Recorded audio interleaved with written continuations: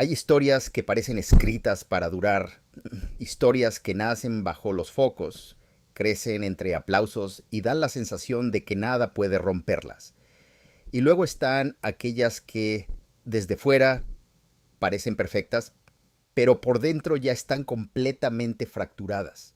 Lo que está ocurriendo entre Ángel Aguilar y Cristian Nodal no es simplemente una ruptura más dentro del mundo del espectáculo. Es una historia donde el amor, el orgullo, la presión mediática y las decisiones personales se mezclan hasta el punto de volverse inseparables. Pero lo que realmente ha hecho que esta historia explote no es el final, es la forma en la que ese final está ocurriendo. Porque mientras una parte se aleja en silencio, la otra parece no estar sufriendo en absoluto. Y cuando entiendes por qué, te das cuenta de que esto no empezó a romperse ahora. Esto llevaba mucho tiempo cayendo. Para entender lo que está pasando hoy hay que retroceder un poco. No mucho, pero lo suficiente como para ver cómo se fue construyendo esta historia. Porque lo que desde fuera parecía un romance intenso y mediático, en realidad estaba rodeado de factores mucho más complejos. La exposición constante, la presión del público y sobre todo el peso de pertenecer a una familia con una imagen tan consolidada como la de los Aguilar. Cuando hablamos de la familia Aguilar, no hablamos solo de música, hablamos de una narrativa construida durante décadas, de una imagen de respeto, tradición y control que no se ha mantenido por casualidad. Cada aparición, cada palabra, cada movimiento ha sido medido. Y dentro de ese contexto, cualquier elemento externo que rompa ese equilibrio se convierte en un problema. Según lo que reveló el periodista Jorge Carvajal, el punto de quiebre no fue algo público, no fue un escándalo en redes, no fue una filtración inicial, fue algo mucho más directo, más personal, más incómodo, un enfrentamiento cara a cara. Pepe Aguilar, como padre, tomó una decisión: dejar de observar y empezar a actuar. Y cuando alguien con ese nivel de control y experiencia llega a ese punto, es porque ya ha visto suficiente. Las palabras que se han mencionado no son suaves, no son ambiguas, son directas y reflejan algo mucho más profundo que una simple discusión de pareja. Porque aquí no estamos hablando solo de sentimientos, estamos hablando de reputación, de legado, de algo que se ha construido durante años y que puede verse afectado por decisiones que, desde fuera, parecen impulsivas. Y es aquí donde la historia empieza a tomar un tono distinto. Porque cuando una relación entra en conflicto con una estructura tan sólida, normalmente hay dos caminos: adaptarse o romperse. Y todo apunta a que, en este caso, la segunda opción fue la que terminó ocurriendo. Pero lo más llamativo no es que la relación se haya deteriorado. Eso, en cierto modo, es algo que puede ocurrir en cualquier historia. Lo realmente desconcertante es lo que vino después. Porque según lo que se ha comentado, Cristian Nodal no estaría viviendo esta situación como una pérdida, no como algo que le haya afectado profundamente, sino más bien como una liberación, porque cuando alguien reacciona así, obliga a replantear toda la historia desde el principio. Ya no se trata de entender qué salió mal en el final, sino de preguntarse si el final era exactamente lo que se estaba buscando. Y es en ese punto cuando mirar hacia atrás deja de ser una opción y se convierte en una necesidad. Porque cuando una historia termina de una forma que no encaja, lo primero que uno intenta hacer es entender el final. Pero en muchos casos, la clave no está en el final, está en el patrón. Y cuando se empieza a analizar ese patrón, aparecen nombres que ya forman parte de la narrativa. Historias que en su momento también parecían únicas, pero que vistas en conjunto empiezan a parecer capítulos de algo más grande. Una de esas historias es la que vivió con Belinda, una relación que desde el inicio captó la atención de todo el mundo, no solo por quiénes eran, sino por la intensidad con la que todo se desarrolló.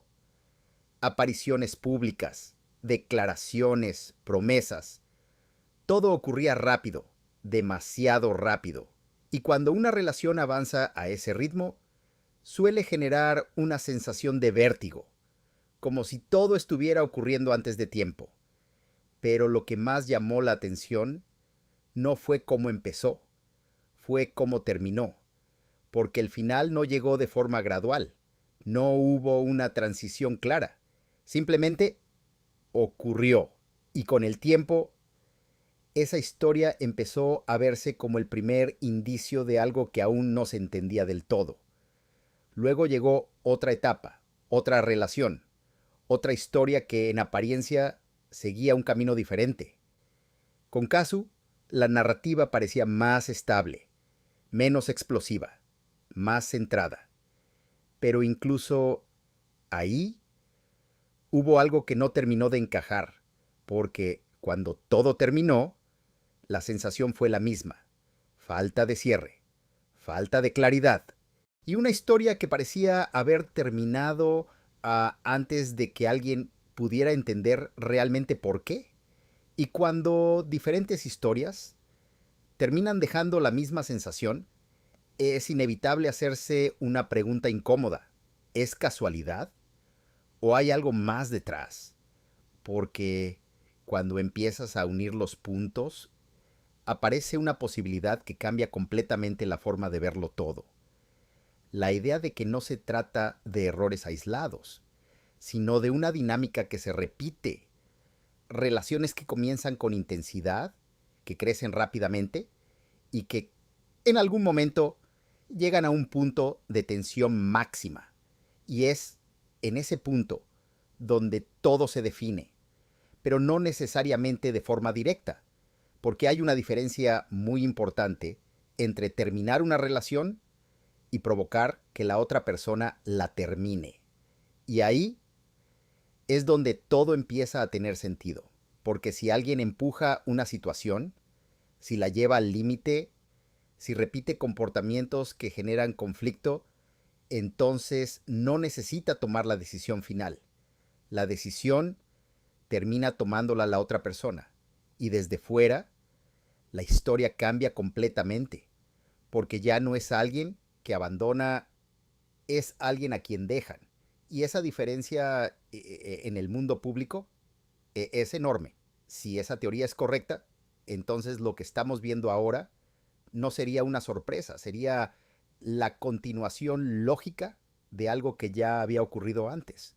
Y eso nos lleva directamente al momento más reciente, al punto donde todo vuelve a repetirse, pero con más presión, más exposición y consecuencias mucho mayores. Porque esta vez no se trata solo de una relación, se trata de una familia, de una estructura, de un sistema que lleva años funcionando bajo ciertas reglas. Y cuando alguien entra en ese sistema, no entra solo como pareja, entra como parte de algo mucho más grande. La presión cambia, las expectativas cambian, y cada decisión deja de ser completamente personal. En ese contexto, cualquier error, cualquier gesto, cualquier movimiento tiene un impacto mucho mayor, y eso nos lleva a uno de los momentos clave que terminó de desestabilizar todo: el lanzamiento de una canción, algo que en apariencia forma parte normal de la carrera de cualquier artista, pero que, en este caso, generó una reacción inesperada, comparaciones, interpretaciones, comentarios, y de repente, lo que parecía un simple lanzamiento se convirtió en el centro de una polémica. Y cuando eso ocurre, el daño no es solo personal, es público, es visible y es imposible de ignorar. En ese punto, todo empieza a acumularse. la presión previa, las tensiones internas, las expectativas externas, y el resultado es exactamente lo que estamos viendo. Pero hay un último elemento que termina de completar el cuadro, y es uno del que casi nunca se habla directamente: el dinero, los acuerdos, las condiciones. Porque en relaciones donde hay tanto en juego, no todo se basa únicamente en emociones. También existen límites, reglas, expectativas que, aunque no siempre se hagan públicas, están presentes. Y cuando esas expectativas chocan con la realidad, la relación empieza a fracturarse. Así que al final, lo que tenemos no es solo una ruptura, es el resultado de múltiples factores que poco a poco fueron empujando todo hacia este punto: decisiones, reacciones, patrones y un contexto donde cada movimiento importa más de lo normal. Ángela en silencio, Pepe Aguilar protegiendo lo que ha construido durante años, y Cristian Nodal aparentemente en calma. Y ahora la historia ya no trata de lo que pasó, trata de cómo decides interpretarlo, porque puedes verlo como una ruptura más o puedes verlo como el resultado de algo que llevaba tiempo repitiéndose. Y la diferencia entre esas dos formas de verlo lo cambia todo. Así que ahora te pregunto a ti: ¿crees que esto fue simplemente el final de una relación o el desenlace inevitable de una historia que ya había mostrado sus señales?